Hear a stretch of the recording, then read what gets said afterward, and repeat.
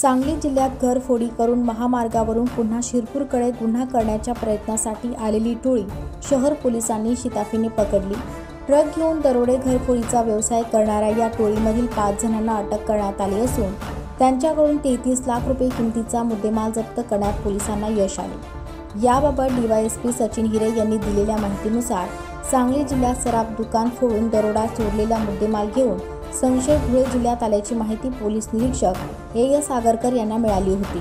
त्यांनी उपनिरीक्षक हेमंत खेरणार व शोध पथकाला आदेश दिल्याने 18 जानेवारीला रात्री 10च्या सुमारास मुंबई आग्रा राष्ट्रीय महामार्गावर शिरपूर टोल नाक्यापुढे सापळा रचण्यात आला।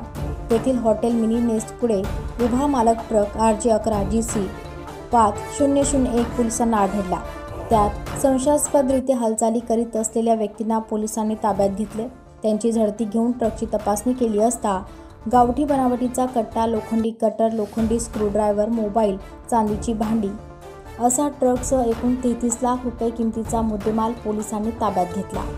सांगली जिल्ह्यातील तासगाव पोलीस स्टेशन अंतर्गत अशोका अँड सन्स या दुकानात संशयितांनी घरफोडी केल्याचे निष्पन्न झाले असून त्यांच्या विरोधात तेथे गुन्हाही दाखल आहे। संशयितांमध्ये मोहित धीरजसिंह परिहार वय 25 राहणार ग्वालेर, राज भरत परिहार वय 22 राहणार शिवपुरी, जितू सुलतान पुष्पा वय 21 राहणार ग्वालेर, अमित प्रकाश परिहार वय 24 राहणार ग्वालेर, राजू प्रेमसिंह परिहार वय 24 राहणार शिवपुरी यांचा समावेश आहे।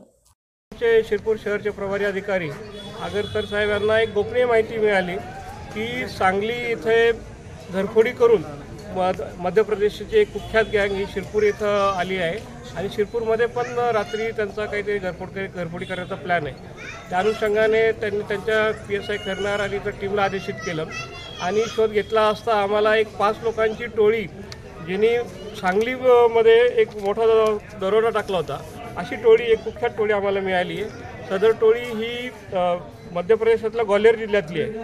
त्याच्यामध्ये मोहित परिहार, राज परिहार, जितू कुशवा, अमित परिहार, राजू प्रेमसिंग परिहार हे 5 आरोपी मिळालेले आहेत। त्याचबरोबर त्यांच्याकडे सांगलीमधला जो दरोडा आहे त्यातल्या जवळपास 2.5 किलोच्या चांदीच्या चीजवस्तू आम्हाला मिळाल्या आहेत। एक घातक हत्यार, पिस्टल, टामी, कटर अशा घरफोडीचे साहित्य देखील मिळाले आहेत आणि जर त्यांना वेळीचा आवर घातला नसता तर शिरपूर शहरामध्ये पण एखादी मोठी घरफोडी करायचा त्याचा प्लॅन होता।